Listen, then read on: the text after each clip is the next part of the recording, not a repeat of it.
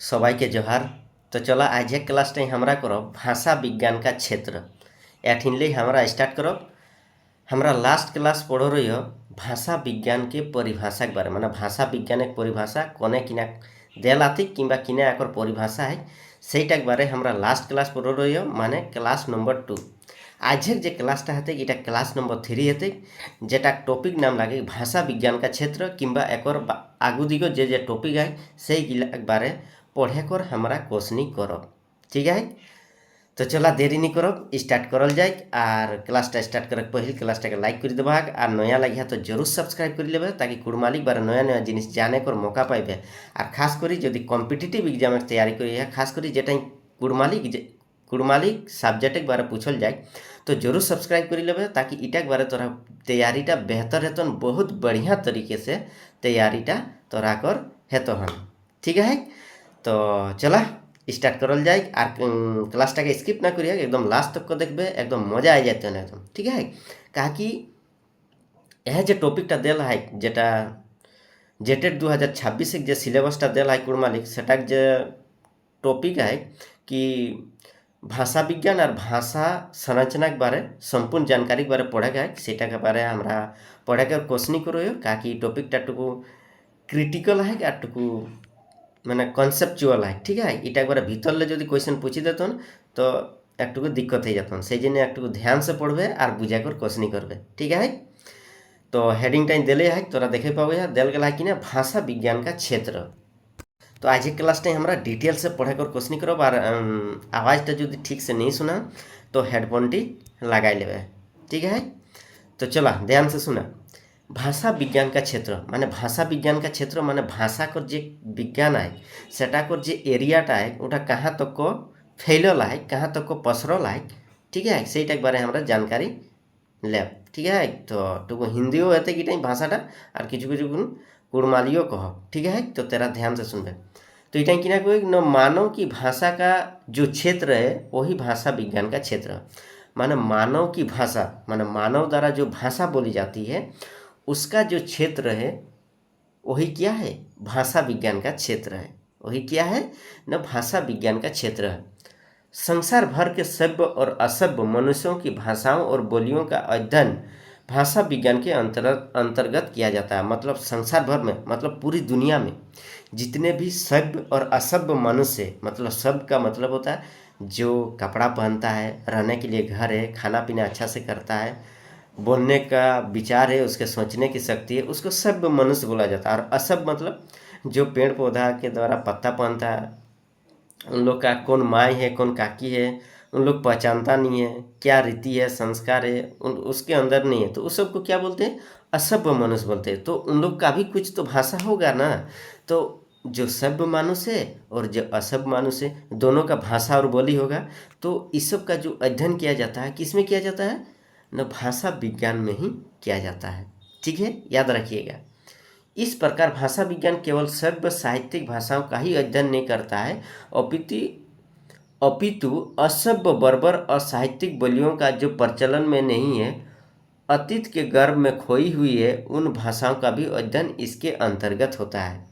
मतलब बोल रहा है कि केवल सभ्य मनुष्य द्वारा जो भाषा बोली जाती है या जो बोलियां बोली जाती है उसका ही अध्ययन नहीं किया जाता है, अपितु असभ्य मनुष्य के द्वारा जो भाषा किंबा बोली बोली जाती है जिसका प्रचलन समाज में नहीं है उसका भी अध्ययन किया जाता है। किंबा अतीत में जो खोई हुई है मतलब जो पूरी तरह लुप्त हो चुकी है उसका भी अध्ययन इसके अंतर्गत किया जाता है। किसके अंतर्गत, भाषा विज्ञान के क्षेत्र के अंतर्गत किया जाता है। ठीक है, समझ में आ गया। नेक्स्ट जो पॉइंट है हम लोग का भाषा विज्ञान के अध्ययन का विभाग, यानी कि भाषा जो विज्ञान है इसका अध्ययन करने का अलग अलग विभाग है। जैसे कुड़माली का कुड़माली डिपार्टमेंट, खोट्ठा का खोट्ठा डिपार्टमेंट, पंच परगनिया का पंच परगनिया डिपार्टमेंट, जिस प्रकार अलग अलग डिपार्टमेंट उसी प्रकार भाषा विज्ञान का भी अलग अलग डिपार्टमेंट है जिसके बारे में हम लोग को इस क्लास में पढ़ना है। ठीक है, उसके बाद क्या बोल रहा है, भाषा विज्ञान के क्षेत्र के अंतर्गत भाषा से संबंधित निम्नलिखित अध्ययन आते हैं। इसके अंतर्गत क्या क्या अध्ययन आते हैं ध्यान से देखिएगा। इसके अंतर्गत जैसे भाषा विज्ञान आता है, वाक्य विज्ञान आता है, ठीक है, सॉरी क्या आता है ना, वाक्य विज्ञान जिसको इंग्लिश में बोलते हैं सिंटेक्स। उसके बाद आता है रूप विज्ञान जिसको हम लोग बोलते हैं मॉर्फोलॉजी। उसके बाद आता है शब्द विज्ञान, ठीक है, क्या आता है, शब्द विज्ञान जिसको वर्ड लॉजिक बोलते हैं। उसके बाद आता है ध्वनि विज्ञान जिसको फोनेटिक्स कहते हैं, क्या बोलते हैं, फोनेटिक्स। 4 हो गया। 5वां नंबर में अर्थ विज्ञान, क्या आता है न, अर्थ विज्ञान। यही टोटल 5 विज्ञान है, 5 विभाग है जिसमें भाषा विज्ञान के बारे में अलग अलग तरीके से इसके बारे में रिसर्च किंबा अध्ययन किया जाता है। तो चलिए एक एक करके हम लोग पढ़ाई करेंगे और उसको जानने की कोशिश करेंगे।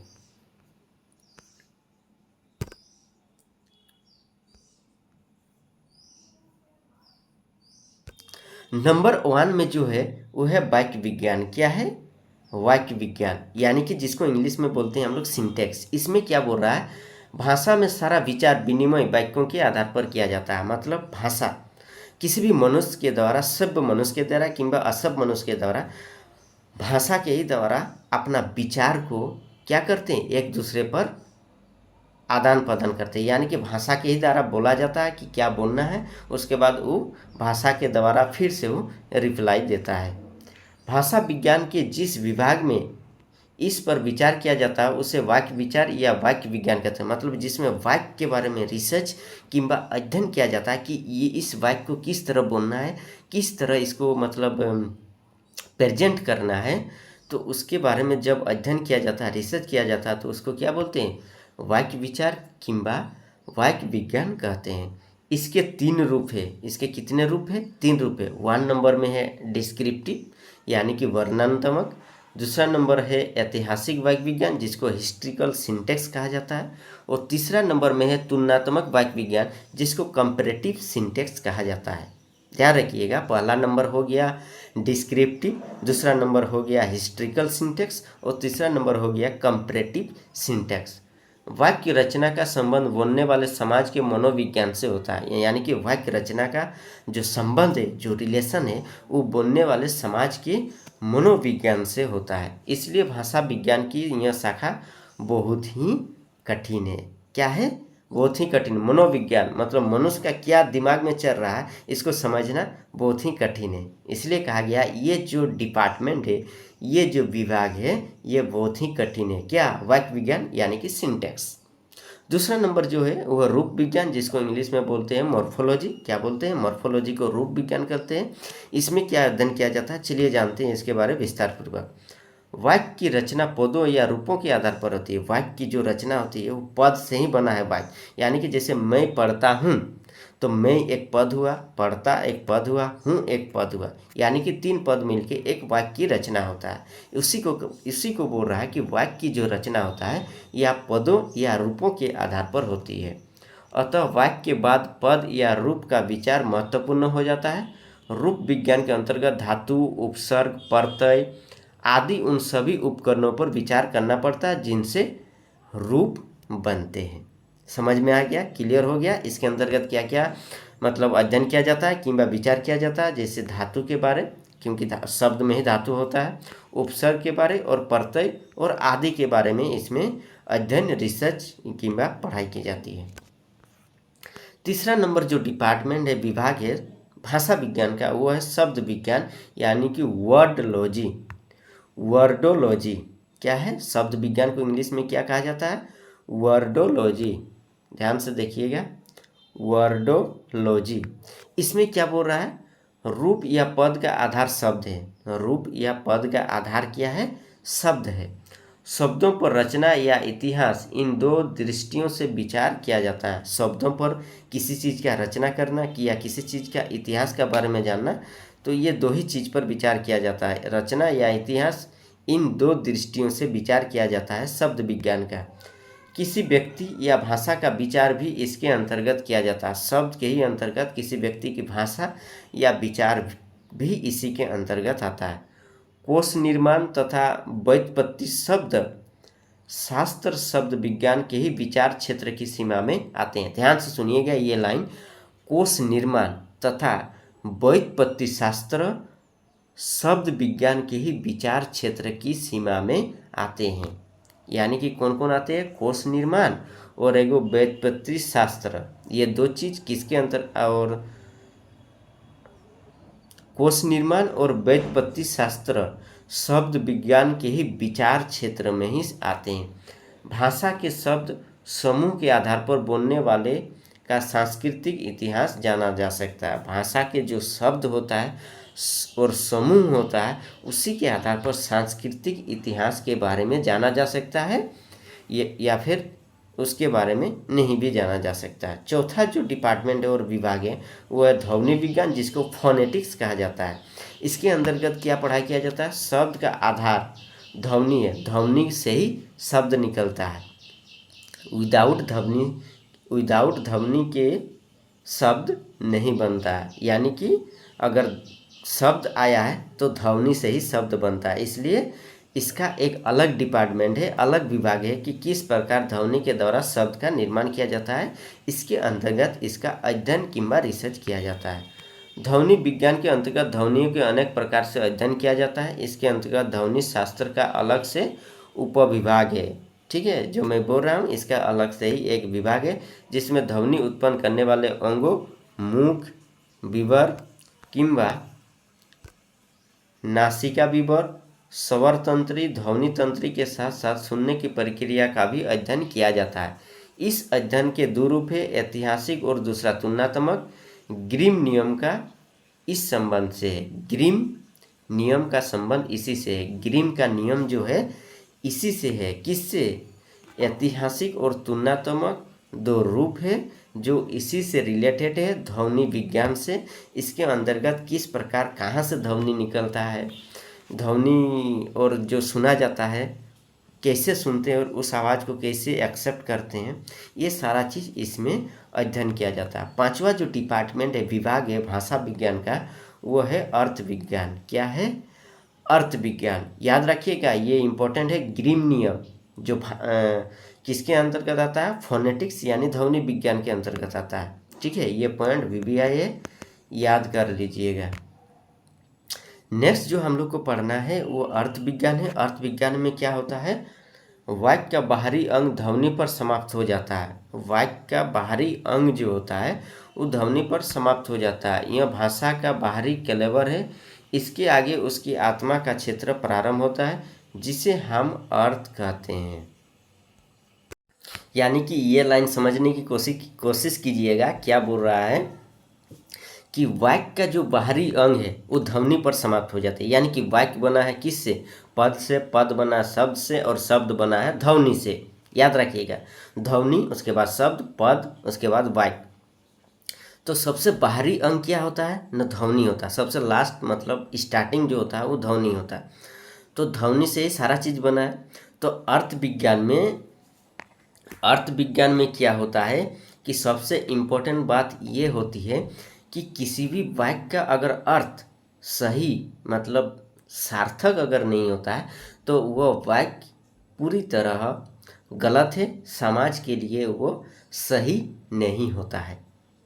यानी कि क्या बोला कि अर्थ रहित शब्द आत्मरहित शरीर की भांति व्यर्थ होता है। व्यर्थ का मतलब बेकार होता है, कि जिस प्रकार अर्थ रहित जिसमें अर्थ ही नहीं है कोई भी शब्द। जैसे मैं कलम से लिखता हूँ, मतलब मेरे द्वारा कलम से लिखा जाता है, वही चीज़ अगर उसी वाक्य को अगर मैं घुमा फिरा के लिखता है कलम मैं हूँ, तो ये कोई वाक्य हुआ नहीं हुआ, इससे कोई सार्थक अर्थ नहीं निकलता है। इसीलिए जो अर्थ रहित वाक्य किंबा शब्द होता है जिसको वाक्य में शामिल नहीं किया जाता है, वो जिस प्रकार आत्मा रहित मतलब शरीर में अगर आत्मा नहीं रहेगा तो शरीर बेकार है। उसी प्रकार अगर शुद्ध शब्द किंबा ध्वनि का प्रयोग अगर वाक्य में नहीं होता है तो वह वाक्य बेकार होता है। अतः अर्थ भाषा का एक महत्वपूर्ण अंग होता है। अर्थ विज्ञान में शब्दों के अर्थों का विकास तथा उसके कारणों पर विचार किया जाता है। यानी कि किसी भी वाक्य में उसके अर्थ के बारे में विचार किया जाता है कि इस वाक्य का अर्थ क्या है।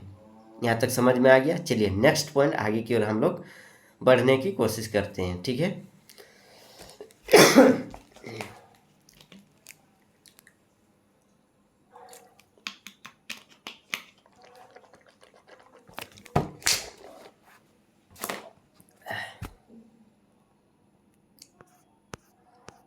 नेक्स्ट पॉइंट है ख नंबर में गौण। ठीक है, इसमें 3 पॉइंट दिया है, ध्यान रखिएगा। 3 पॉइंट क्या क्या है? पहला नंबर में है भाषा की उत्पत्ति, दूसरा नंबर में है भाषा का वर्गीकरण, और तीसरा नंबर में अन्य क्षेत्र। चलिए एक एक करके हम लोग जानने की कोशिश करेंगे। सबसे पहला पॉइंट जो दिया हुआ है भाषा की उत्पत्ति, इसमें हम लोग को जानना है कि भाषा विज्ञान का सबसे प्रथम, यानी कि भाषा की उत्पत्ति कैसे हुआ था। भाषा विज्ञान का सबसे प्रथम स्वाभाविक, महत्वपूर्ण किंतु विचित्र प्रश्न भाषा की उत्पत्ति क्या है। यानी कि अगर आप लोग भाषा के बारे में जान रहे हैं तो सबसे विचित्र और कठिन प्रश्न है कि भाषा की उत्पत्ति कैसे हुई।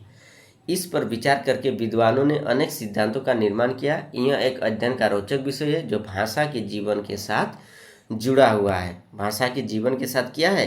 जुड़ा हुआ। दूसरा पॉइंट जो है भाषाओं का वर्गीकरण, यानी कि कौन भाषा किस में रखना जरूरी है, इसके बारे में हम लोग मतलब क्या करते हैं? अध्ययन करते हैं। भाषा के प्राचीन विभाग वाक्य, रूप, शब्द, ध्वनि एवं अर्थ के आधार पर हम संसार भर की सभी भाषाओं का अध्ययन करके उन्हें विभिन्न कुलों या वर्गों में विभाजित करते हैं। तीसरा नंबर अन्य क्षेत्र।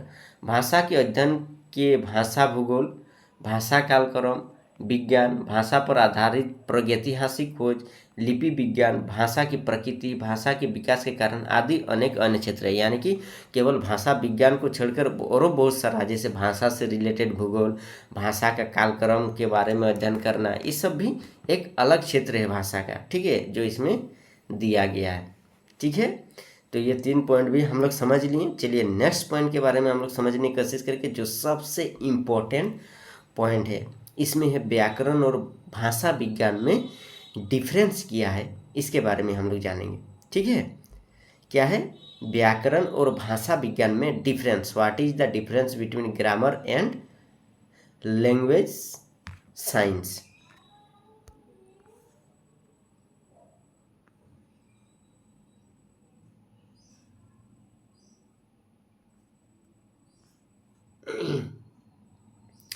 যদি ভালো লাগন ঠিক আছে তো কমেন্ট করে জানাইবে।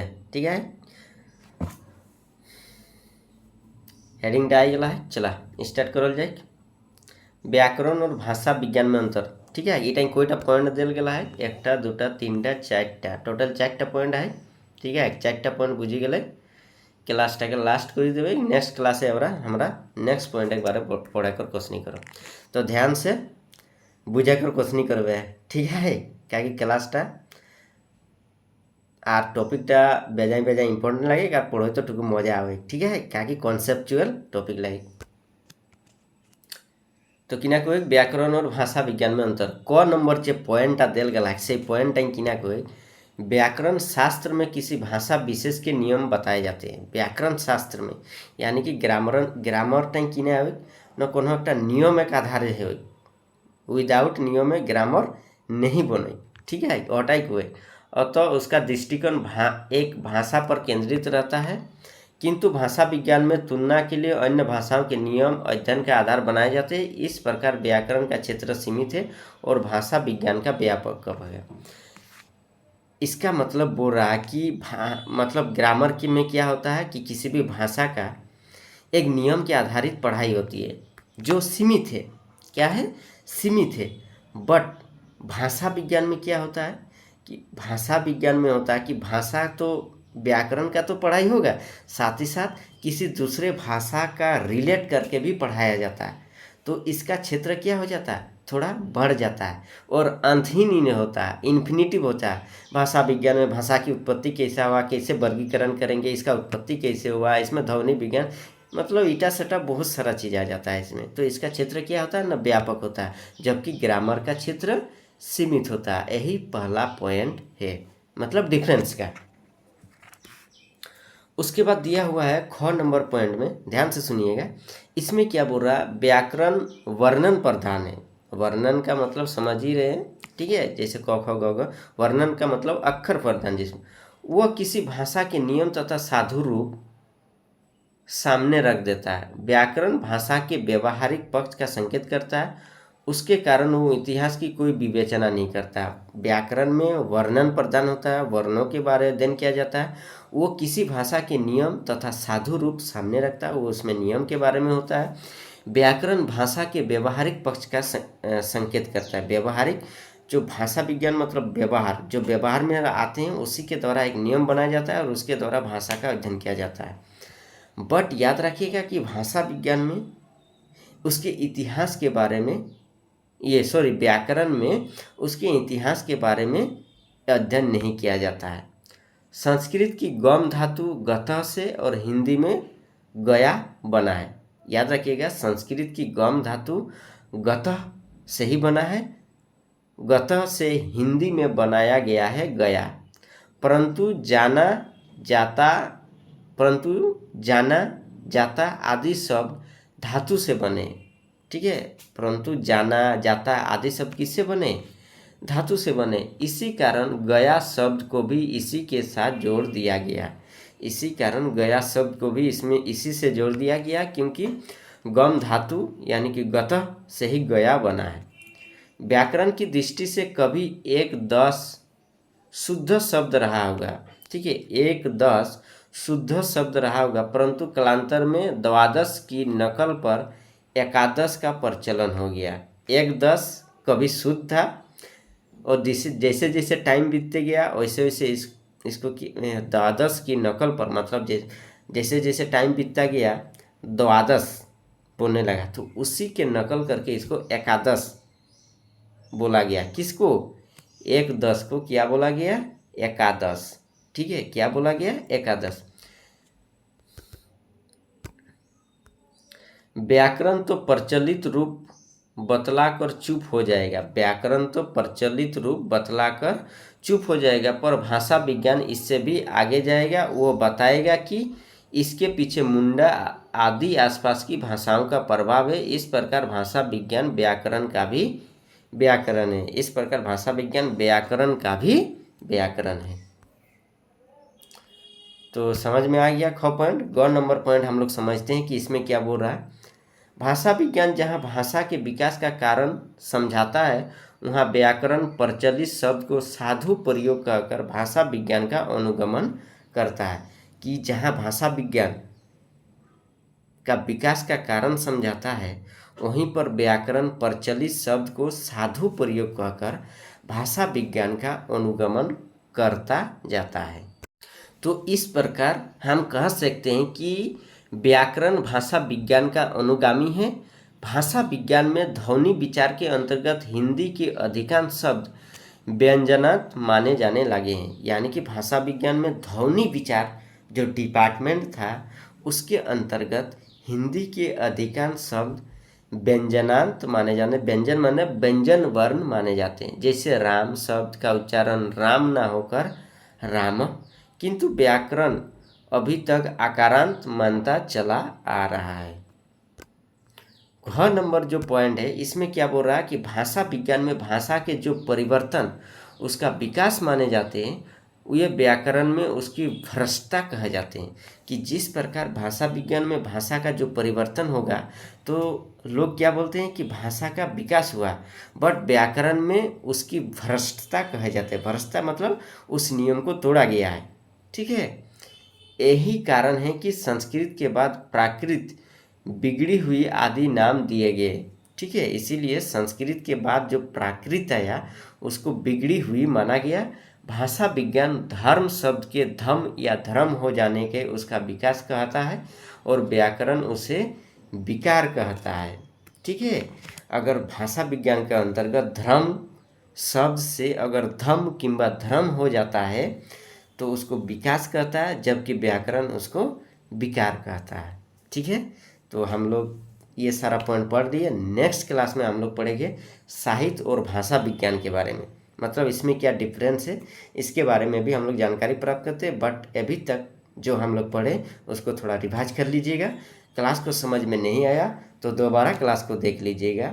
ठीक है, तो चलिए क्लास को वहीं तक लास्ट करते हैं। बहुत बहुत धन्यवाद।